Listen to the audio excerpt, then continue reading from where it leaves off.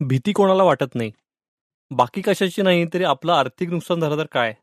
आपल्या कष्टाचे पैसे बुडाले तर काय? ही भीती प्रत्येकच गुंतवणूकदाराला छळत असते.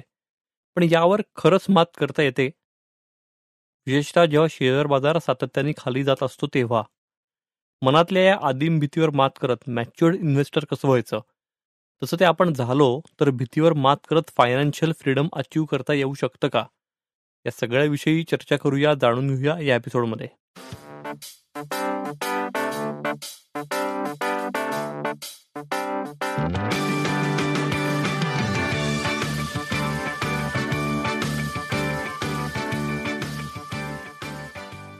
म्युच्युअल फंड्स हा विषय केंद्रस्थानी ठेवत भूषण वाणी यांच्यासोबत वेगवेगळ्या गुंतवणूक पर्यायांविषयी फंडा म्युच्युअल फंडाचा या आपल्या पॉडकास्टमध्ये आपण चर्चा करतो. क्रिसेंट या पुण्यातल्या आघाडीच्या म्युच्युअल फंड डिस्ट्रीब्युटर फर्मचे ते संचालक आहेत. नमस्ते भूषण, कसे आहात तुम्ही? हॅलो निरंजन, मस्त मजेत. काय विषय छेडलाय, छान. म्हणजे आपले मागचे 2-3 विषय जर मी आठवलेत आणि लोकांचे आलेले फोन याच्यावर जर विचार केला तर पहिले फोन तर याच्यासाठीच येतात निरंजन, की तुम्ही टायटल असं कसं छान ठरवता किंवा कुठून हे विषय शोधता. सो कौतुक आहे तुमचं की असे विषय तुम्ही छेडलेत, की ये लाल रंग, भयतले संपत नाही, हारकर जितने वाले को, आणि आता आपण चौथा विषय घेतोय हा सलग चौथ्या पॉडकास्टमध्ये, डर के आगे जीत है. वाव. हा आपला 89वा एपिसोड आहे. आपण ग्रेट. सेंचुरीच्या आता जवळ चाललेलो आहे. आता नर्वस 90s सुरू होणार आहेत. विराटने एवढ्या सेंचुरी मारल्या आहेत. कालच आपण छान मॅच जिंकली आहे. हो. ICC करंडक आपण घेतलेला आहे आणि म्हणजे खरंच मोठं आव्हानच होतं आणि ते लिलया पार केलंय सगळ्यांनी. खरंय. तर आपणही प्रयत्न करूया की आपण नर्वस 90 मध्ये राहणार नाही आणि 100 लवकरच गाठूया. येस, सुरुवात करूया गप्पांना. लोकसत्ताला नुकतीच एक बातमी होती, ती म्हणजे 28 वर्षांपूर्वी मार्केटमध्ये जशी सातत्यानं करेक्शन येत होती तशीच ती गेल्या 5 महिन्यांपासून येते. तर ही स्थिती अभूतपूर्व, एक्सेप्शनल अशी दिसते तुम्हाला? आता 28 वर्षांपूर्वी सातत्यानं करेक्शन येत होती, तर 28 वर्षांपूर्वी निरंजन तुम्ही पण विद्यार्थी होता आणि मी पण विद्यार्थी होतो. तर म्हणजे मार्केटचं वाचन हे नक्कीच आहे, पण 28 वर्षांपूर्वीचं मार्केट नक्की माहिती नाहीये आणि वाचलेलं नाहीये. त्यामुळे त्याच्यावर कमेंट करणं हे माहिती नसताना बोलणं हे चुकीचं ठरेल. मला असं वाटतं की 28 वर्षांच्या मार्केटमध्ये जर म्हणजे हे तुमच्या जर वाचनात आलेलं असेल आणि त्याच्या रिलेटेड जर काही तुमच्याकडे आर्टिकल किंवा तसं असेल तर प्लीज मलाही शेअर करा, म्हणजे माझ्याही अभ्यासात थोडीशी वाढ होईल किंवा ज्ञानात भर पडेल. म्हणजे मार्केट पडतंय, करेक्ट होतंय, रेग्युलरली खाली येतंय, असं घडतंय आणि हे सगळ्यांनाच दिसतंय. तर ह्याची कारणं बरीच आहेत आणि ही आपण मागच्या बऱ्याच आपल्या पॉडकास्टमध्ये बोललेलो आहोत. तर मला नाही वाटत ही अभूतपूर्व अशी स्थिती आहे, ओके, किंवा एक्सेप्शनल असं काही हे आहे. कारण कसं आहे निरंजन, गुरुत्वाकर्षणाचा नियम, खूप उंच चेंडू गेला की तो खाली येतो. म्हणजे कालच्याच सामन्यात, कालच्या म्हणण्यापेक्षा आता जी ICCची फायनल झाली इंडिया आणि न्यूझीलंड मध्ये, तर त्याच्यात गेलचा पकडलेला कॅच, ओके, हा गेलच ना ते प्लेअरचं नाव? मी फार क्रिकेट फॉलो करत नाही, पण बरं, मग ठीक आहे, मलाही प्लेअरचं नक्की नाव शुभमन गिल, सॉरी गेल नाही, गेल हा शुभमन गिल, बरोबर, तो पहिल्यांदा गेला. हा पकडलेला कॅच हा अभूतपूर्व होता, ओके, एक्सेप्शनल होता. म्हणजे एवढ्या उंचीवर इतकं फ्लेक्झिबिलिटी एखाद्या बॉडीची असू शकते आणि तो कॅच पकडला जाऊ शकतो, याच्यावर विश्वास बसणंच शक्य नाहीये. तसंच इतकी चांगली इकॉनॉमी असताना, फंडामेंटली आपण स्ट्रॉंग असताना, इंडिया लँड ऑफ ऑपॉर्च्युनिटी आहे असं आपण म्हणताना, किंवा जगभरात भारताचं वारं वाहताना जी लिडरशिप इंडियाला मिळालेली आहे, त्यानंतर मार्केटनं असं रिॲक्ट करणं, तर हे अभूतपूर्व आहे का? The answer is yes. Having said this, की आपल्याला गेल्या 3-4-5 किंबहुना त्या आधीच्याही काळामध्ये इन्व्हेस्टरच्या झालेल्या इन्व्हेस्टमेंटला आलेला परतावा, ओके, म्हणजे माझ्या परताव्यात जर ह्या अशा अभूतपूर्व स्थितीमुळे, ज्याला आपण अभूतपूर्व म्हणतोय, मला ती वाटत नाही पण आपण म्हणतोय, ओके, स्थितीमुळे माझा पोर्टफोलिओचं रिटर्न 3%, 5%, 7% डिपेंड ऑन माझ्या इन्व्हेस्टमेंटचं काय होरायझन ऑलरेडी कंप्लीट झालेलं आहे, किती काळांसाठी गुंतवणूक ऑलरेडी झालेली आहे, याच्यावर त्या पोर्टफोलिओने किती खाली यायचे हे ठरणार आहे. ओके. सो मग जर 10 वर्षांपूर्वीचा इन्व्हेस्टर आहे आणि त्याचा जर 3-4% पोर्टफोलिओ खाली आलाय, 5 वर्षांपूर्वीचा इन्व्हेस्टर आहे त्याचा पोर्टफोलिओ 5-6% किंवा 7% खाली आलाय. अगेन डिपेंड ऑन पोर्टफोलिओ कशा पद्धतीचा आहे, काय क्वालिटीचा आहे, किती सेक्टर स्पेसिफिक फंड त्याच्यात जोडलेत किंवा डायव्हर्सिफाईड फंड जोडलेले आहेत ह्याच्यावर ठरणार आहे. जो इन्व्हेस्टर मागच्या 1, 1.5, 2 किंवा 3 वर्षांच्या कालावधीपूर्वी आला तर त्याच्यासाठी ही नक्कीच अभूतपूर्व स्थिती आहे. कारण त्याच्या इन्व्हेस्टमेंटला आत्ता कुठे वर्ष, 2 वर्ष, 3 वर्ष होत आली आहेत आणि त्याला सिंगल डिजिट रिटर्न दिसतोय किंवा बँक एफडी इतकंही रिटर्न दिसत नाही. 2 वर्षांपूर्वी आलेल्यांना, म्हणजे हे 3 वर्षापूर्वीचं, 2 वर्षांपूर्वी आलेल्यांना निगेटिव्ह रिटर्न दिसतोय. वर्षाला तर काही प्रश्नच नाही, तिथे तर हायेस्ट निगेटिव्ह रिटर्न दिसत आहेत. सो त्यांच्यासाठी नक्कीच अभूतपूर्व स्थिती आहे. आता जेव्हा आपण असं म्हणतोय की त्यांच्यासाठी ही अभूतपूर्व स्थिती आहे, एक्सेप्शनल केस आहे किंवा एक्सेप्शनल ड्युरेशन आहे असं आपण त्याला म्हणूयात. ओके. तर त्यांची जेव्हा गुंतवणुकीला सुरुवात झाली तेव्हाच त्यांची मानसिकता अशी अभूतपूर्व स्थिती येऊ शकते ही बनवून घेणं इन्व्हेस्टर म्हणून, हे त्या डिस्ट्रीब्युटरचं, कन्सल्टंटचं, ॲडवायझरचं किंबहुना त्यांच्या गुंतवणूक सल्लागाराचं ओके हे काम आहे. कारण हेच जर इन्व्हेस्टरला कळत असतं तर तो का डिस्ट्रीब्युटरकडे गेला असता किंवा तो का ॲडवायझरी त्यांनी घेतली असती, नसते ना घेतली निरंजन. सो हे अगदी सुरुवातीला पहिल्या मीटिंगमध्ये समजून सांगणं निरंजन गरजेचं आहे. म्हणजे याच्यात मी छातीठोकपणे निरंजन सांगतोय की माझ्याकडे जे कोण इन्व्हेस्टर मागच्या 2 वर्षात 3 वर्षात आलेत, माझ्या ऑफिसला हार्डली निरंजन फोन आलेत किंवा हार्डली लोकांनी व्हिजिट केल्यात किंवा आम्ही लोकांना व्हिजिट केल्यात because of this exceptional situation. Okay. Reason on a very first meeting, अगदी सुरुवातीच्या पहिल्या मीटिंगमध्ये, पहिल्या 2 मीटिंगमध्ये आम्ही ती मानसिकता घडवली, ती बनवली आणि मगच त्या इन्व्हेस्टमेंट आत घेतल्या.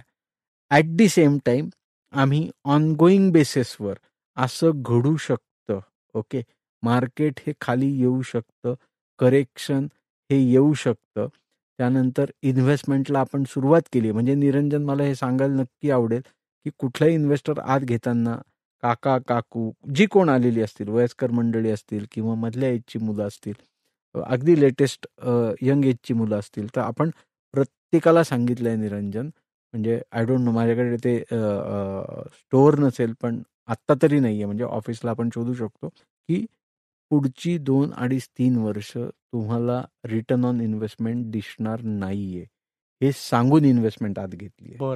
ओके. किंबहुना तुम्हाला निगेटिव्ह रिटर्न हा असू शकतो, कुठेही घाबरून जायचं नाहीये, हे आपण क्लिअर कट लोकांना सांगितलेलं होतं. सो म्हणून आता ही एक्सेप्शनल स्थिती म्हणजे आता प्रत्येक जण आपलाच इन्व्हेस्टर असं नाहीये. सो ही अनकंडिशनल, एक्सेप्शनल किंवा अभूतपूर्व असं काही आपण त्याला म्हणू शकतो स्थिती आहे त्या इन्व्हेस्टर्ससाठी. आता त्यांच्यासाठी जरी ती एक्सेप्शनल केस असेल किंवा एक्सेप्शनल स्थिती असेल, एन्व्हायरमेंटचं असेल, तरीही पॅनिक होण्याचं काहीच कारण नाही आहे. हे मात्र नक्कीच चेक करणं गरजेचं आहे की आपण क्वालिटी फंड्समध्ये आहोत. कारण काय झालंय निरंजन, या सगळ्या चढणाऱ्या मार्केटच्या ह्याच्यात सगळे हौशे नवशे गवशे आत आलेत. ओके. म्हणजे मी असाच शब्द पर्पजली वापरतोय कारण खूप शॉर्ट टर्म रिटर्न बघून, खूप चांगला काय म्हणता येईल परतावा बघून, खूप एक्स्ट्रा ऑर्डिनरी परतावा बघून लोक आत आलीत. की आता काय फक्त जगात फक्त म्युच्युअल फंडच आहे किंवा शेअर बाजारात आहे इन्व्हेस्टमेंटला आणि मला वर्षात पैसे डबल होऊ शकतात शेअर बाजारात, म्युच्युअल फंडात 30 आणि 40% रिटर्न वर्षभरात दिसतो, असं सगळं डोक्यात ठेवून लोक आत आली. तर म्हणजे एक्सपेक्टेशन मॅनेजमेंट ही पण इथे अत्यंत महत्वाची आहे. मे बी त्यांच्या डिस्ट्रीब्युटरने ती केलेली असेल. ओके. आम्ही तर ती नक्कीच करून घेतलेली आहे तयारी. म्हणजे आपण फायनल एक्झाम देण्याच्या आधी जशी पूर्वपरीक्षा देतो, ओके, 10वीत आपल्या असते, 12वीत असते, तशीच ही पूर्वपरीक्षा आम्ही करून घेतली. ओके. आता जर ही स्थिती तशी आहे असं आपण म्हणतोय, जी मागच्या वर्ष 2-3 वर्षात आलेल्या लोकांसाठी, तर त्या स्थितीचा, त्या अभूतपूर्व स्थितीचा योग्य फायदा हा पदरात कसा पाडून घेता येईल. म्हणजे जर मी असा इन्व्हेस्टर आहे, की मी स्वतःला खूप स्ट्रेच करून इन्व्हेस्टमेंट करतोय, त्यामुळे आत्ता माझ्याकडे लिक्विड असे पैसे नाही किंवा मी नव्यानं ॲड करू शकत नाही. हरकत नाही. तुमची जी SIP तुम्ही चालू ठेवली आहे ती कंटिन्यू ठेवा. ती कृपया कुठेही पॉज करू नका. ओके. त्याला खंडित करू नका, त्याला थांबवू नका आणि ह्या पिरियडमध्ये तर अजिबातच थांबवू नका. कारण मॅक्झिमम युनिटला आपण जाणार आहोत. जेव्हा आपण परचेस करणार आहोत, आपलं रुपी कॉस्ट ॲव्हरेजिंग होणार आहे, ज्या SIPचा जो सगळ्यात मोठा बेनिफिट आहे.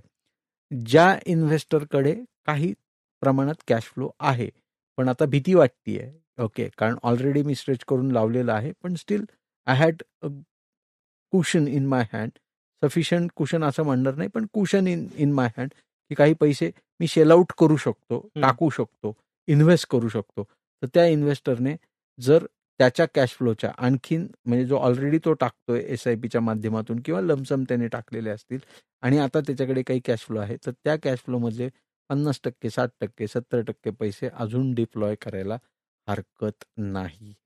लमसम असेल तर. SIP असेल तर समजा 25,000ची SIP असेल आणि अजून त्याला शेल आउट करायला 10,000 रुपये त्याच्याकडे असतील, 15,000 रुपये त्याच्याकडे असतील, तर त्यांनी नक्कीच ते शेल आउट करावे. ते टॉपअप SIP तिथे ॲटलिस्ट या बेअर मिनिमम पुढच्या वर्ष, 1.5-2 वर्षांच्या पिरियडसाठी तरी ॲडिशनल टॉपअप SIP करावी.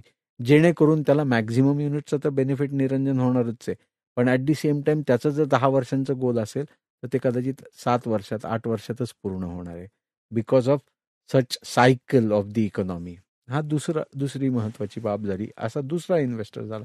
तिसरा इन्व्हेस्टर की ज्याच्याकडे बक्कळ पैसा आहे आणि उत्तम कॅश फ्लो आहे. त्यांनी तर अशा संधी सोडायच्याच नाहीयेत. ओके. तर त्यांनी व्यवस्थितरित्या, म्हणजे लेट्स से त्यांनी आधी एक 50 लाख रुपये इन्व्हेस्ट केले होते आणि आत्ता त्याच्याकडे 25 लाख 50 लाख आहेत. ओके. आता त्याला इमर्जन्सी कॉर्पस म्हणून 50 लाखातले 10 लाख 20 लाख रुपये ते बाजूला ठेवणं अपेक्षित आहे, तर ते त्यांनी ठेवावेत आणि राहिलेले 25 लाख 30 लाख रुपये चक्क परत नव्यानं स्टॅगर्ड मॅनरमध्ये, ऑफकोर्स, म्हणजे 8-9-10 महिन्यांच्या पिरियडमध्ये, वर्षभराच्या पिरियडमध्ये हळूहळू टप्प्याटप्प्यानं परत ॲव्हरेजिंगच्या माध्यमातून इन्व्हेस्ट करायला हरकत नाही. असे 3 प्रकारची इन्व्हेस्टर्स किंवा 3 प्रकारची लोक की ज्यांनी मागच्या वर्ष, 2 वर्ष, 3 वर्षात इन्व्हेस्टमेंट केलेली आहे आणि त्यांच्यासाठी ही अभूतपूर्व परिस्थिती आहे. त्या परिस्थितीचा फायदा, त्या परिस्थितीवर मात ही कशी करायची आणि मग डर के आगे जीत है हे कसं अचीव करायचं ह्याचा विचार करायला नक्की हरकत नाही. अगदीच. म्हणजे आपल्या आजच्या एपिसोडचं हेडिंगच डर के आगे जीत हे असं आहे. म्हणजे हे कोल्ड्रिंकची कॅचलाईन म्हणून ठीक आहे, पण गुंतवणुकीत हे सूत्र खरंच लागू पडतं का? दरवेळी रिस्कमुळे रिवॉर्डच मिळतो का, असा अनेकांना प्रश्न पडतो. प्रश्न अतिशय उत्तम आहे निरंजन. म्हणजे कोल्ड्रिंकची कॅचलाईन आहे म्हणून नाही आणि डर के आगे जीत है असं कायम संबोधलं जातं म्हणूनच असं नाही.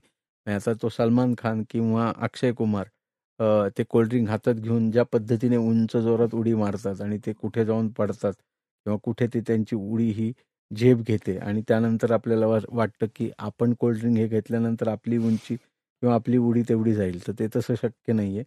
तो ॲनिमेशनचा पार्ट आहे आणि मग ते तसं दाखवलं जातं. पण दाखवण्याचा उद्देशच हा असतो की घाबरू नका आणि पुढे सरका, डर के आगे जीत है, हा त्यातला मेसेज आहे. सो इन्व्हेस्टरच्या बाबतीत जेव्हा आपण असा विचार करतो, तर त्याला खरंच हे सूत्र लागू पडतं का किंवा पडू शकतं का, हा जो प्रश्न तुम्ही घातलाय, तो हा इन्व्हेस्टर परत्वे बदलणार आहे. म्हणजे माझी मानसिकता इन्व्हेस्टर म्हणून अशी आहे की मला खूप एक्स्ट्राऑर्डिनरी रिटर्न आला पाहिजे. त्यामुळे मी प्रचंड रिस्की फंड पोर्टफोलिओत घेतलेले आहेत आणि मला तो रिवॉर्ड पाहिजे. म्हणजे मी काही झालं तरी मला 20% 25% रिटर्न पोर्टफोलिओला आला पाहिजे आणि मी त्याच कॅटेगरीतले फंड निवडलेत किंवा तेवढेच रिस्की स्टॉक स्क्रिप्ट्स या घेतलेल्या आहेत. तर मग रिवॉर्ड मिळेल अशी शाश्वती, किंवा शाश्वती तर कशाचंच देता येत नाही, पण असं ठामपणे सांगता येणं अवघड आहे निरंजन. कारण जसं तुम्ही, मला आठवतंय या आधीच्या पॉडकास्टमध्ये विचारलं होतं की काही टेक स्टॉक आजपर्यंत रिकवर झालेले नाही. हो. ओके, तर असं हे घडू शकतं. हम्म. ओके, आणि म्हणूनच आपल्याला रिस्क ऍडजस्टेड रिवॉर्ड Return. किंवा रिस्क ऍडजस्टेड रिटर्न असणारा पोर्टफोलिओ डिझाईन होणं इन्व्हेस्टर म्हणून अत्यंत गरजेचं आहे. ओके, सो मग जरीही मला चांगला परतावा हवा असेल आणि मला योग्य रिस्क ऍडजस्टेड रिटर्न घ्यायचे, तर ह्याचा सुवर्णमध्य मला गाठणं गरजेचं आहे. आणि म्हणूनच माझी मानसिकता, ॲपेटाईट आणि विलिंगनेस हा कुठल्या ॲसेट मॅनेजमेंट कंपनीबरोबर, कुठला म्युच्युअल फंड कंपनींच्या विचारांशी हा जोडला जाऊ शकतो, हे समजून घेणं इथे अत्यंत गरजेचं आहे, जेव्हा आपण कुठल्याही फंड हाऊसशी इन्व्हेस्टर म्हणून जोडले जाणार आहोत. म्युच्युअल फंडशी आपण इन्व्हेस्टर म्हणून जोडले जाणार आहोत. फंडाशी आपण त्या फंड हाऊसच्या, त्या म्युच्युअल फंड कंपनीच्या फंडाशी आपण जोडले जाणार आहोत.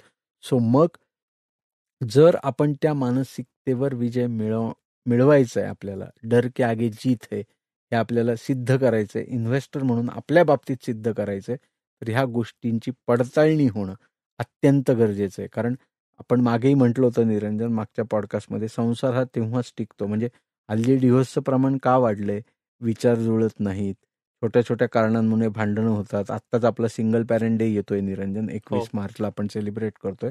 सो मग हे सगळं का घडतं? विचारांची तफावत, भांडणं, त्यानंतर कोणाला मूल हवंय, कोणाला नकोय, कोणाला फ्रीडम हवंय, कोणाला घरातच राहायचंय. सो ह्या सगळ्या गोष्टी आणि हे सगळे विचार जे आहेत, ह्या विचारांच्या तफावतीमुळे, किंवा आधी आम्हाला खूप छान वाटायचं एकमेकांबरोबर, आता अजिबात वाटत नाही. कारण जसं जसं तुम्ही बरोबर राहायला लागतात, तसं तसं तुम्हाला तुमच्यातला तुम्ही किंवा तुमच्यातला मी हा जागा होतो आणि त्या गोष्टीची जाणीव व्हायला सुरुवात होते. आणि मग तिथे ते नातं ताणायला किंवा ते तुटायला आपणच तितके कारणीभूत असतो. तसंच इन्व्हेस्टमेंटच्या बाबतीत पण आहे. जर आपण फंड हाऊसच समजून घेतलं नाही, म्हणजे इथे परत मी निरंजन असं सांगेल की क्रिसंटकडे इन्व्हेस्टर आल्यानंतर आपण फंड हाऊसचं सिलेक्शन कसं करतो, म्युच्युअल फंड कंपनी आपण कशी निवडतो, आणि तुम्ही इन्व्हेस्टर म्हणून आलेला आहात, तर तुमचा एकंदरीतच गुंतवणूक करण्यासाठीचा विचार, तुमच्या स्वभावात असणारी गोष्ट, रिस्क घेण्याची तुमची मानसिकता, ह्याबरोबर कुठल्या कंपनीची थॉट प्रोसेस मॅच होतीये आणि ती कंपनी कशी काम करते, ह्याला आपण कसं जोडणार आहोत किंवा आपण जोडण्याचा प्रयत्न करतोय, आणि तेच फंड हाऊस मी तुमच्या पदरात का घालतोय इन्व्हेस्टर म्हणून, याची इत्तमभूत माहिती दिली जाते. One second important aspect is, मग मला डर के आगे जीत घ्यायची आहे आणि मला रिस्क घेऊन रिवॉर्ड पण घ्यायचा आहे, तर त्या बेसिसवर मग मी एक्झाम्पल की मी आता नॉन कोर आय टी मध्ये इन्व्हेस्ट करणारा टेक्नॉलॉजीचा फंड निवडला. ओके, तर मग आता ही हायेस्ट रिस्क आहे ना निरंजन, की ज्या कंपन्यांना मे बी त्यांचं मार्केट व्हॅल्युएशन करणं सोपं नाही आहे, कारण त्या प्रॉडक्ट कुठलेही बनवत नाहीत. त्या फक्त, म्हणजे स्विगीसारखी कंपनी असेल तर ती फक्त फूड घेते आणि म्हणजे मॅन्युफॅक्चर करून घेते आणि कस्टमरला डिलिव्हर करते. त्यानंतर ॲमेझॉनसारखी कंपनी असंख्य प्रॉडक्ट घेते मॅन्युफॅक्चरकडून आणि ती कस्टमरला डिलिव्हर करते. सो ह्यांचं व्हॅल्युएशन करणं सोपं नाही आहे निरंजन. ओके, सो त्यामुळे अशा प्रकारचा फंड माझ्या पोर्टफोलिओला असेल तर मी किती काळांसाठी गुंतवणूक करायची आहे, त्याचं इंडियातल्या इकॉनॉमीमध्ये खरंच महत्त्व आहे का, ते महत्त्व अबाधित राहणार आहे का, टेक्नॉलॉजीचा इंडियाच्या इकॉनॉमीवर कसा परिणाम होऊ शकतो, याचा कन्झ्युमर म्हणून ॲक्च्युली कन्झ्युमरला बेनिफिट हा कसा होणार आहे, म्हणजेच इनडायरेक्टली त्या कंपन्यांना बेनिफिट कसा होणार आहे, आणि इनडायरेक्टली मला इन्व्हेस्टर म्हणून कसा होणार आहे, ह्याला किती कालावधींसाठी मला थांबायला लागू शकतं, आणि मग ही रिस्क घेण्याची माझी मानसिकता आहे का, हे सगळं, ही सगळी जोखीम, ही सगळी रिस्क वेळोवेळी ओळखून, वेळोवेळी समजून घेऊन मग आपण गुंतवणुकीकडे जर वळालो तर त्या रिस्कमुळे आपल्याला रिवॉर्ड मिळायला हरकत नाही. कारण मी कायमच सांगतो निरंजन, की समजून उमजून रिस्क घेणं आणि न समजता रिस्क घेणं याच्यात खूप मोठं अंतर आहे.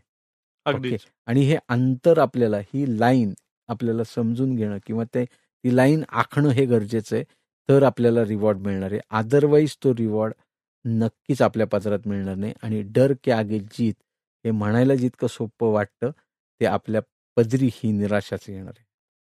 खरंय. म्हणजे शेअर बाजारात ट्रेडिंग करताना स्टॉप लॉस हे सूत्र वापरलं जातं. तर हाच फॉर्म्युला म्युच्युअल फंड पोर्टफोलिओलाही लावण्याची ही वेळ आहे असं वाटतं तुम्हाला? स्टॉप लॉस आणि शेअर ह्याचं जवळचं नातं आहे निरंजन. ओके, स्टॉप लॉस हा नक्की असावा जेव्हा आपण इंडिव्हिज्युअल स्टॉक्सच्या बाबतीत विचार करतोय. म्युच्युअल फंडच्या बाबतीत स्टॉप लॉस हा नसला पाहिजे असं माझं ठाम मत आहे 23 वर्षांच्या करिअर नंतर. असं मी का ठाम मत आहे असं म्हणालो तर एखादा एनएव्ही काही काळांसाठी स्टॅग्नंट होऊ शकतो, एखादा एनएव्ही काही काळांसाठी साईडलाईन होऊ शकतो, एखादा म्युच्युअल फंडचा एनएव्ही हा बराच काळ वर जाणार नाही असंही घडू शकतं. कारण त्या फंडमध्ये आतमध्ये काय इन्व्हेस्टमेंट केली गेली आहे, ती काय कारणासाठी केली गेलेली आहे, ते निवडताना म्हणजे स्टॉक्स निवडताना काय थॉट प्रोसेस वापरली गेली आहे, तो फंड क्वालिटीला फॉलो करतो, तो फंड मोमेंटमला फॉलो करतो, तो व्हॅल्यू ह्या स्ट्रॅटेजीला फॉलो करतो. म्हणजे हे सगळे पॉडकास्ट आपण येणाऱ्या कालावधीत करूयात निरंजन.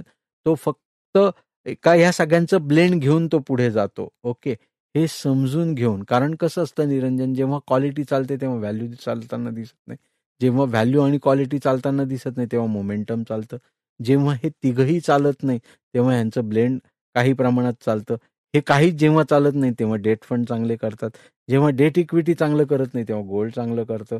सो अशा सगळ्या गोष्टी घडणार आहेत ना. ओके, सो म्हणूनच मला शेअर बाजारात जरी मी स्टॉप लॉस लावू शकतोय तर तोच फॉर्म्युला मी म्युच्युअल फंडमध्ये नाही लावू शकत. कारण म्युच्युअल फंड एका स्टॉकमध्ये इन्व्हेस्टमेंट नक्कीच करत नाही. आणि म्हणूनच इथे ॲसेट ॲलोकेशनचं महत्त्व हे परत एकदा अधोरेखित निरंजन आपल्याला करून द्यायचं आहे. कारण पोर्टफोलिओ बनवताना ॲसेट ॲलोकेशन ही पोर्टफोलिओच्या यशाची गुरुकिल्ली आहे. हे प्लीज जेवढ्या लवकर इन्व्हेस्टर म्हणून आपण लक्षात घेऊ. कारण ह्याचं मागेही आपण निरंजन उदाहरण दिलं होतं एक आर्टिकलचं, की 1941 साली एका पारसी कुटुंबाने मुंबईत समुद्राजवळ जुहू बीचच्या आजूबाजूला एक बंगला 1,00,000 रुपयांना 1941 साली विकत घेतला. आज 2025 आहे निरंजन, 1,500 कोटी रुपये त्याचं व्हॅल्युएशन आहे. जर ह्याचा वार्षिक कंपाऊंडेड ॲन्युअल ग्रोथ रिटर्न जर काढला तर तो 9.43% येतो. हा रिअल इस्टेटचा हायेस्ट टॉप एरिया असणाऱ्या एरियातला रिटर्न आहे इतक्या कालावधीचा. सो मग आता इथे काही पॉकेट्स किंवा काही ड्युरेशन ह्याच रिअल इस्टेटच्या बाबतीत असं होतं की जिथे पैसे दुप्पट तिप्पट पाचपट वेगानं झाले. काही ड्युरेशन असं होतं की जिथे अजिबात परतावा आला नाही. एक काळ असा होता की रिअल इस्टेटने निगेटिव्ह रिटर्न दिले. आणि पुण्यात पण ही परिस्थिती आहे निरंजन. म्हणजे जर एरिया स्पेसिफिक बघायला गेलात तर काही पॉकेट्स असे जिथे 2014 साली घेतलेलं घर त्याची जी किंमत होती तीच आजही आहे. सो जर मी 10, 11, 12 वर्ष घालवलीत आणि त्यानंतर मला ग्रोथ झालेली नाही म्हणून मी लगेच ते घर विकून टाकणार आणि मग मी वेगळं काहीतरी करणार, असा आपण सारखा विचार करतो का हो? किंवा आता 10-11 वर्षांचं सोडा, जर आज घर घेतलं आणि 2 वर्षात आपल्याला किंमत वाढताना दिसली नाही किंवा तिथे वाढ काही झाली नाही तर आपण लगेच घर विकून आता बाणेरला नाही बावधनला घेऊ, बावधन नाही मग पाषाणला घेऊ, असं आपण किती काळ करत राहणार? हे शक्य नाही. जसं फिजिकल ॲसेटला ते शक्य नाहीये किंवा ते इतकं सोपं नाहीये, शक्य नाही म्हणण्यापेक्षा सोपं नाहीये असं आपण म्हणूयात. तर तसं स्टॉप लॉस लावणं म्युच्युअल फंडच्या बाबतीत इतकं सोपं नाहीये. कारण तो एक सेक्टर, एक स्टॉक, एक कंपनी असा चालत नाही. तर तिथे 30, 40, 50 वेगवेगळे सेक्टर्स असतात. 100 कंपन्या हल्ली काही फंडांना, 150 कंपन्या, 200 कंपन्या, इतकी डायव्हर्सिटी ही दिली जाते. सो असं जेव्हा असेल तेव्हा मी काय त्याला स्टॉप लॉस लावणार किंवा का लावावा असं माझं मत आहे. Unless and until I had defined my goal, I had defined my goals duration, माझं जे गोल आहे आणि त्याचं ड्युरेशन हे जर मी ठरवलेलं असेल तर स्टॉप लॉस लावण्याची गरज नाही. हॅव्हिंग सेड दिस, जर माझं फायनान्शियल गोल हे पुढच्या 3, 4, 5 वर्षांमधलं आहे आणि मी 15 वर्ष इन्व्हेस्ट करतोय तर मी स्टॉप लॉस लावायचा आहे का? The answer is yes. Perfect. कधी लावायचं किंवा स्टॉप लॉस लागूच होत नाही म्युच्युअल फंडला, पण तरी काढून घ्यायचे आणि सेफ ह्याच्यात जर तुम्हाला शिफ्ट करायचे म्हणले तर ते कधी करायचे ते टायमिंग तुम्ही या ह्याच्यावरनं ठरवू शकता. तुम्ही म्हणलात हा अतिशय महत्वाचा एक मुद्दा सांगितला की म्युच्युअल फंड हे काही एका कंपनीत इन्व्हेस्ट करत नाही. तर इतिहासात अशा असंख्य कंपन्यांची उदाहरणं सापडतील. म्हणजे मागच्या एपिसोडमध्ये आपण हे डिस्कस केलं की ज्या दिवाळखोर झाल्या, त्यामुळे काय झालं की यात गुंतवणूक केलेल्यांचे पैसे कायमचे बुडाले. तर म्युच्युअल फंड हे एका कंपनीत गुंतवणूक करत नाही हे जरी खरं असलं तरी अशा घटना घडल्या तर मोठा लॉस होऊ शकतो, कारण जर त्या स्पेसिफिक सेक्टरमध्ये सेक्टोरियल फंडमध्येच इन्व्हेस्टमेंट असेल तर. सो इतिहासातली उदाहरणं आहेत. मग मी डेट फंडात गुंतवणूक केलेली असेल तर तशी उदाहरणं आहेत. IL&FS मध्ये झालेला लॉस किंवा अशा काही कंपन्या की जिथे डेट फंडामध्येच पैसे बराच काळ ताणले गेलेत आणि ते येताना बराच त्रास झाला. तर असं घडलेलं आहे ना पास्टमध्ये. At the same time sectorial फंडमध्ये मी असेल तर कदाचित मला हे सेक्टरच 5-5 वर्ष चाललं नाही किंवा मी ॲडवायझरचा सल्ला न घेता पास्ट रिटर्न बघून 5 वर्ष त्या फंडने किंवा त्या सेक्टर स्पेसिफिक फंडने खूप रिटर्न चांगला दिलेला होता. याचं उत्तम उदाहरण मला चांगलं आठवतं निरंजन. एक DSP टायगर नावाचा फंड. ओके. म्हणजे इथे प्रमोशन अजिबात नाहीये किंवा आपण त्या फंडात इन्व्हेस्टमेंट कराच असं काही सांगत नाहीये. तर मी त्या ऑफिसला ना, हे मी तुम्हाला सांगतोय साधारण 2009ची घटना. त्या ऑफिसला ॲप्लिकेशन, कारण पूर्वी सगळं फिजिकल ॲप्लिकेशन भरणं आणि सगळं चालायचं. ऑनलाईन मोड काही नव्हते किंवा NSC BSC हे ऑनलाईन प्लॅटफॉर्म्स अवेलेबल नव्हते म्युच्युअल फंडच्या ट्रान्झॅक्शनसाठी. तर ॲप्लिकेशन सबमिट करण्यासाठी गेलेलो होतो आणि जसं मी सांगितलं की 2003ला करिअरची सुरुवात आणि 2009 म्हणजे 6 वर्ष झालेली. तर तिथे एक डिस्ट्रीब्युटर, व्हेरी सिनियर डिस्ट्रीब्युटर, आणि त्यांचा प्रश्न तिथल्या ऑपरेशनच्या त्या मुलीसाठी होता, आपका टायगर तो अब चूहा बन गया है. आता म्हणजे कोणी आपण ह्या फंडाला नावं ठेवत नाही आहोत, कारण त्या फंडने उत्तम परतावा दिलेलाच आहे, प्रश्नच नाही त्या बाबतीत. तर म्हणजे ती मानसिकता बघा काय सांगते की आता व्यक्ती, त्याची थॉट प्रोसेस किंवा विचार करण्याची पद्धत. सो मग पैसे त्यावेळी बुडालेले होते का, तर NAV समजा 30% 40% डाऊन होती. किंबहुना मग त्या इन्फ्रास्ट्रक्चर, कारण तो fund economic reform and infrastructure असा तो फंडचं ओव्हरऑल थॉट प्रोसेस होती किंवा आहे. तर इन्फ्रास्ट्रक्चर ह्या सेगमेंटमध्ये काम करण्या ओव्हरऑलच कंपन्यांचा परतावा बराच काळ नव्हता. म्हणजे ज्या लोकांनी, ज्या इन्व्हेस्टरने पीकमध्ये इन्व्हेस्टमेंट केलेली असेल त्याला रिटर्न मिळायला 8-8, 10-10 वर्ष थांबायला लागलं. ओके. मग आतमध्ये पोर्टफोलिओमध्ये रिस्ट्रक्चर झालं, लॉस देणाऱ्या कंपन्या बाहेर पडल्या, प्रॉफिट मेकिंग कंपन्या आत आल्या, आणि हा म्युच्युअल फंडचा फायदा आहे निरंजन. ओके. म्हणजे मला इन्व्हेस्टर म्हणून काहीच करायला लागत नाही. जरी माझ्याकडून इन्व्हेस्टर म्हणून ती चूक झालेली असेल, किंबहुना मी गुंतवणूक सल्लागाराचा सल्ला घेतलाय, पण त्याच्या ज्ञानात देखील, त्याच्या ज्ञानामुळे किंवा त्याच्या असणाऱ्या अभ्यासात तो कमी पडला काही प्रमाणात आणि त्याने मला तो फंड दिलेला होता. Still I had bought it on a very peak. त्यानंतर सुद्धा मी 7-8-10 वर्ष शांत राहिल्यानंतर मला परतावा आलाय का, तर आलेला आहे. ओके. सो इथे मला काय नमूद करायचंय निरंजन, की हिस्ट्री आहे. ओके. तीच रिपीट होईल असं नाही सांगतायत. आणि कंपन्या बुडाल्या आहेत का, तर अगदी IL&FS पासून मग हर्षद मेहता, मग त्याच्या आधीच म्हणजे हर्षद मेहता, केतन पारेख, IL&FS, आत्ता Nirav Modi, Vijay Mallya and so fourth असे बरेच फटके मार्केटने बघितलेत आणि मोठे मोठे पैसे वाईप आऊट होताना बघितलेत. पण म्हणूनच मग इथेच म्युच्युअल फंडचं महत्त्व हे अधोरेखित होतं, की 1963 साली आलेला म्युच्युअल फंड आणि आज आपण 2025 मध्ये आहोत. म्हणजे 37 आणि 25, 47, 57 आणि 5 ऑलमोस्ट 60-62 वर्ष जर म्युच्युअल फंडला झालेली आहे, ती लिगसी म्युच्युअल फंडकडे आहे. तर इन्व्हेस्टर म्हणून मी त्या पद्धतीने बघणं आणि असा मोठा लॉस मला होणार नाही असा पोर्टफोलिओ माझे फायनान्शियल कन्सल्टन्सी डिस्कस करून, म्हणजे माझी इथे परत रिस्क ही महत्वाची आहेच ना, की मी काय रिस्क घेऊ शकतो ह्याच्या बेसिसवरच पोर्टफोलिओ डिझाईन होणार. म्हणजे जर माझी अजिबातच मानसिकता नाही रिस्क घ्यायची, तर मग मी 100% डेट फंड किंवा तशा कॅटेगरीमध्ये गेलं पाहिजे. आता म्हणजे इथे परत मला एक सांगायचं आहे निरंजन, की 2020 साली जे आपण बघितलं, कोविडची घटना घडली आणि सगळ्यांचंच आयुष्य स्थिरावलं, त्या पिरियडमध्ये फ्रँकलिन म्युच्युअल फंड ह्या फंड हाऊसने त्यांचे जे 6 डेट फंड हे अचानकपणे रात्रीतून बंद केले. ओके. आता ह्याच्यात प्रोटेक्शन हे इन्व्हेस्टरसाठीच होतं. म्हणजे काही कंपनीला पैसे नको होते, कारण त्यांना इनफ्लो पण तेवढाच होता आणि आउटफ्लो खूप मोठ्या प्रमाणावर होता. ओके. तर कंपनीला इन्फ्लो नको होता का? किंवा कुठली कंपनी जर बिझनेस येत असेल तर नाही कसं म्हणेल निरंजन? पण तरीही फ्रँकलिन टेम्पल्टन बघा किती कंपनीचं धैर्य म्हणावं किंवा धारिष्ट एवढं की त्यांनी स्वतःहून तो इन्व्हेस्टरच्या प्रोटेक्शनमध्ये निर्णय घेतला की आम्ही इनफ्लो पण घेणार नाही आणि आमच्याकडून आउटफ्लो पण जाणार नाही. ह्याचं कारण काय होतं?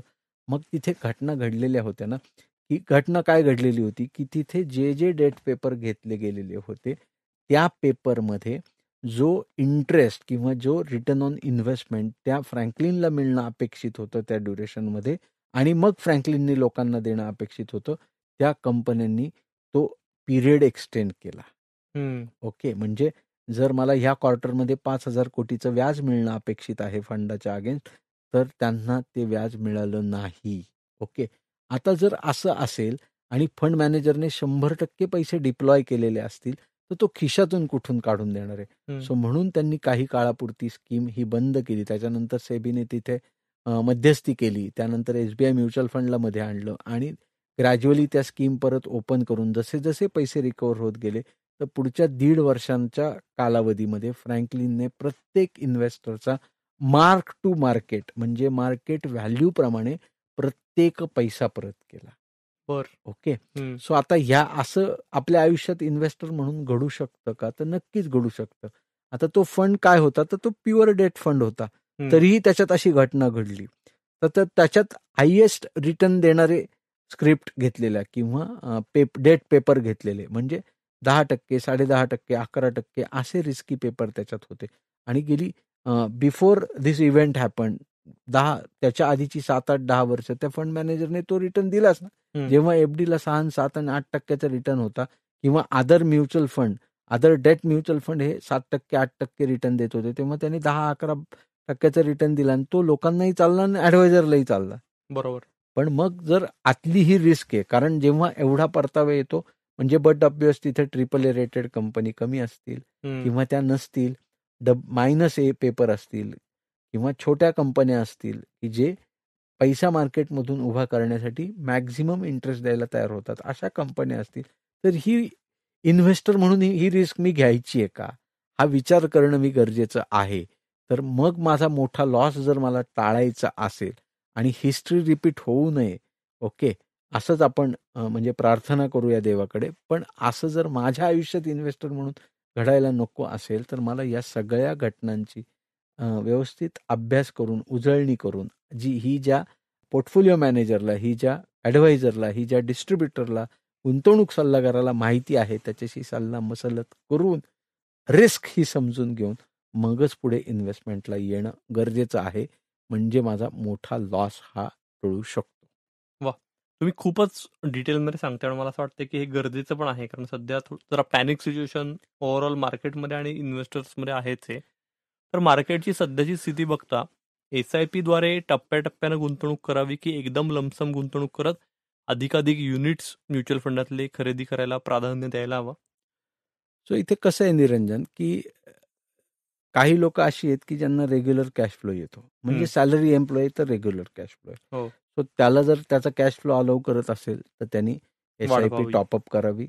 माझं म्हणणं आहे की 100% SIP टॉपअप झाला पाहिजे. म्हणजे 50,000 असेल तर 1,00,000ची SIP झाली पाहिजे, म्हणजे ज्याचा खूप मोठा बेनिफिट हा होऊ शकतो आणि हे आम्ही आमच्या इन्व्हेस्टरसाठी करतच आहोत. एखादी व्यक्ती अशी असेल, इन्व्हेस्टर एखादा असा असेल की ज्याचा रेग्युलर कॅश फ्लोशी संबंध नाही, म्हणजे जनरली आपण व्यावसायिकांचा जर विचार केला तर बिल्डर आहे. बिल्डरने आपल्याला 2 वर्षांपूर्वी समजा 2 कोटीची गुंतवणूक दिली आहे आणि आता त्याची साईट चालू आहे, त्याच्याकडे कॅश फ्लो नाहीये किंवा आत्ता आहे पण नव्यानं परत कधी येणार आहे हे माहीत नाहीये आणि त्याच्या कॅश फ्लो मधला 90% कॅश फ्लो त्याला लागणार आहे. तर 10% त्यांनी इथे गुंतवणूक करायला काहीच हरकत नाही लमसम फॉर्ममध्ये. ओके. सो व्यावसायिक असेल त्याच्याकडे जसे जसे टप्प्याटप्प्यानं पैसे येतील त्यांनी लमसम फॉर्ममध्ये गुंतवणूक करायला आणि मॅक्झिमम युनिट पदरात पाडून घ्यायला काहीच हरकत नाही. सो इन्व्हेस्टर परत्वे ते बदलणार आहे. ओके. कॅश फ्लो परत्वे ते बदलणार आहे आणि इन्व्हेस्टरच्या अगेन मानसिकतेवर ते अवलंबून असणार आहे. सो त्या मानसिकतेवर म्हणजे आपण डर के आगे जीत है असं आपण बोलत आहोत, तर हे तेव्हाच होणार आहे तेव्हा या सगळ्या गोष्टींचा सारासार विचार करून आपल्या कॅश फ्लो प्रमाणे आपल्या कम्फर्टच्या थोडंसं बाहेर येऊन ओके आपण गुंतवणुकीचा विचार करणार आहोत, तेव्हाच हे शक्य होणार आहे. पण SIP किंवा लमसम असा विचार न करता आपला कॅश फ्लो आपल्याला काय अलाउ Allow करतोय त्या पद्धतीने डिसिजन होणं हे गरजेचं आहे. निश्चित. क्रिसेंटतर्फे 3,000 गुंतवणूकदार म्युच्युअल फंडात नियमित गुंतवणूक करतात.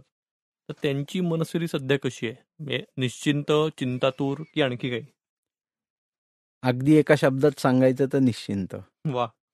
ओके. कारण ऑनेस्टली स्पीकिंग हार्डली 2%-3% इन्व्हेस्टर्सचे फोन येतात किंवा ते थोडेसे पॅनिक होतात. म्हणजे जसं मी सुरुवातीच्या प्रश्नात काही किंवा मागच्या एपिसोडमध्ये बहुतेक सांगितलं की आम्ही मानसिक ती आधी तयारी करून घेतो, रेग्युलरली इन्व्हेस्टरला सांगतो. म्हणजे याच्यात मला सांगायला आवडेल निरंजन, म्हणजे एक फंड जो HDFC मल्टीकॅप फंड, रिसेंटली आपण त्या फंडच्या फंड मॅनेजरचा एक वेब टेलिकास्ट आपल्या इन्व्हेस्टरसाठी ठेवला की ओव्हरऑल 3-3.5 वर्षांची गुंतवणूक आहे झालेली आणि आम्हाला 25-26% घसघशीत परतावा दिसत होता. आज आम्ही 14-15-16% आहोत, डिपेंड कशी इन्व्हेस्टमेंट केली आहे. तर मग काय होणार आहे, काय परिस्थिती आहे, ओव्हरऑल इंडियन इकॉनॉमीची काय परिस्थिती आहे, ग्लोबल इकॉनॉमीची काय परिस्थिती आहे, भारताचं फंडामेंटल खरंच स्ट्रॉंग आहे का, अशा सगळ्या गोष्टी त्या फंड मॅनेजरने एक्सप्लेन केल्या आणि मग आपण त्या फंडमध्ये कसं कंटिन्यू राहायला हवं, टॉपअप कसा करायला हवं याबद्दलची माहिती दिली. तर इथे कुठेही त्या फंडचं प्रमोशन नाहीये,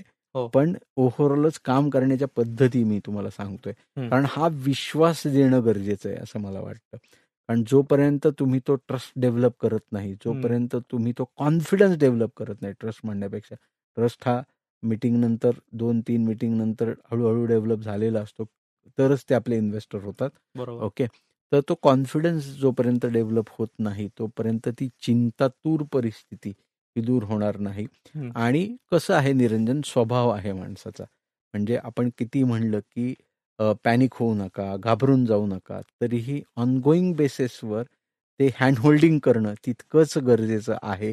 आणि म्हणूनच त्याला back to back supported data की इकॉनॉमीने पडत्या काळात कसं केलेलं होतं, त्यानंतर इकॉनॉमी वाढली, मार्केट वाढलं किंवा फंड्सने परतावा दिला तर तो कसा दिला, चांगले मॅक्झिमम युनिट कुठल्या काळात कसे ॲक्युमुलेट झाले आणि त्याचा ॲक्च्युअल बेनिफिट येणाऱ्या कालावधीत कसा झाला, असे काही डाटा पॉईंट्स तयार करून ते इन्व्हेस्टरपर्यंत पोहोचवणं, योग्य पद्धतीने घडणाऱ्या घटनांचं प्रत्येक घटनेचा सार हा समजून घेऊन निगेटिव्ह पॉझिटिव्ह त्यातलं काय आहे आणि त्याचा बॅलन्स हा कसा ठेवायचा आहे याचं कायम सांगण्याचं काम हे क्रिसंट अतोनात प्रयत्नातून रेग्युलर बेसिसवर मे बी व्हॉट्सअपवर मेसेज पाठवून, may be regular in person talk करून, पोर्टफोलिओचा रिव्ह्यू करून कायमच करण्याचा प्रयत्न करत आलेली आहे, करत राहील.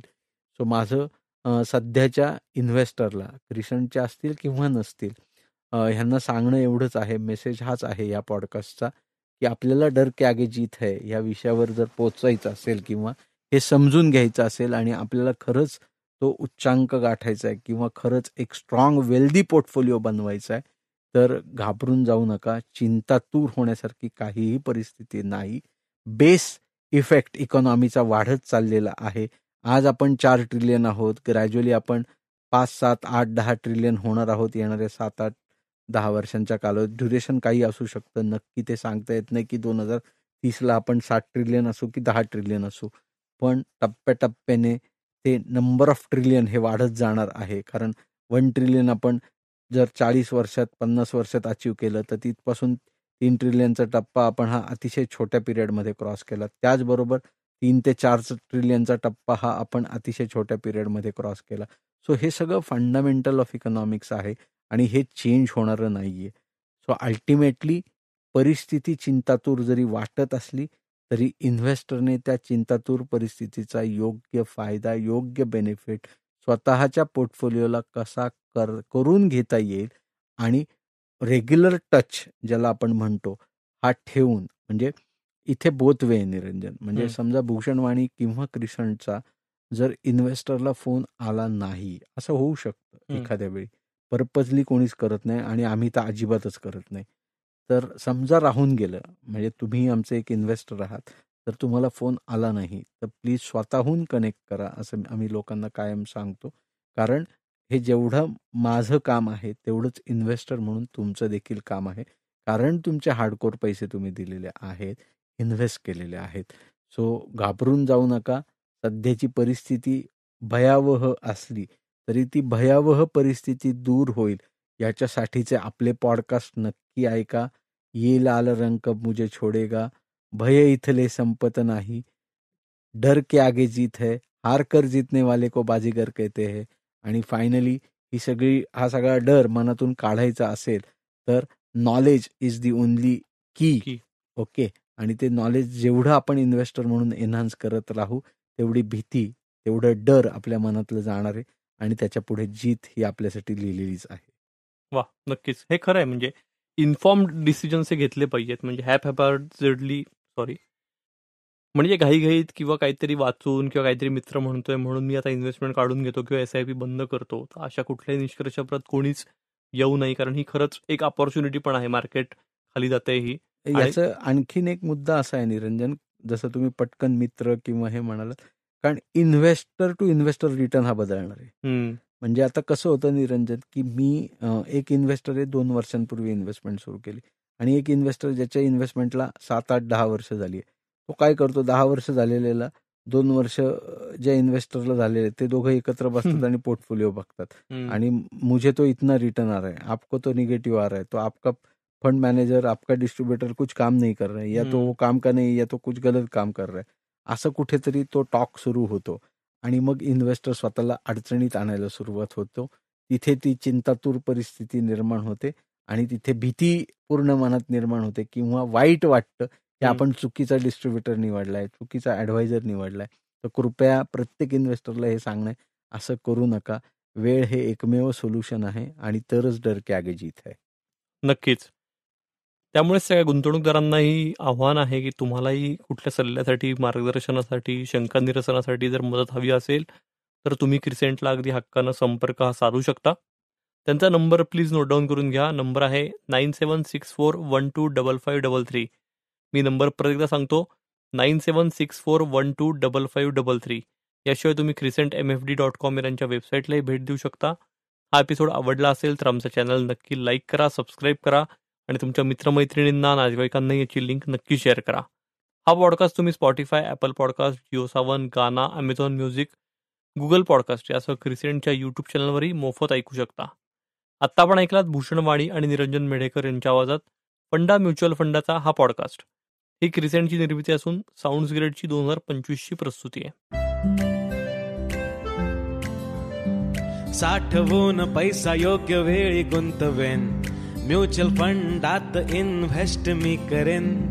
इन्व्हेस्टमेंट एक्स्ट्रा इन्कम बनेल, माझ्यासाठी माझा पैसाही काम करेल. Crescent Mutual fund distributors company, crescent माझ्यासाठी इन्व्हेस्ट करेल मनी. क्रिसेंट SIP ची वाट नवी, क्रिसेंट देते योग्य सेवेची हमी. Crescent AMFI registered Crescent Mutual Fund Distributors Private Limited. Contact number 9764125533. Convert your life into celebration. Crescent. Disclaimer: mutual fund गुंतवणूक ही बाजारातील जोखमीच्या अधीन आहे. गुंतवणूकदारांनी योजनेशी संबंधित सर्व कागदपत्रे काळजीपूर्वक वाचावीत. फंडा म्युच्युअल फंडाचा या पॉडकास्टचा उद्देश गुंतवणूक विषयक जनजागृती हा आहे. या पॉडकास्टच्या आधारे घेतलेल्या गुंतवणूक निर्णयांमुळे कुणा व्यक्तीचे अथवा संस्थेचे नुकसान झाल्यास Crescent Mutual Fund Distributor Private Limited किंवा Sounds Great NM Audio Solutions LLP जबाबदार राहणार नाही, याची कृपया नोंद घ्यावी.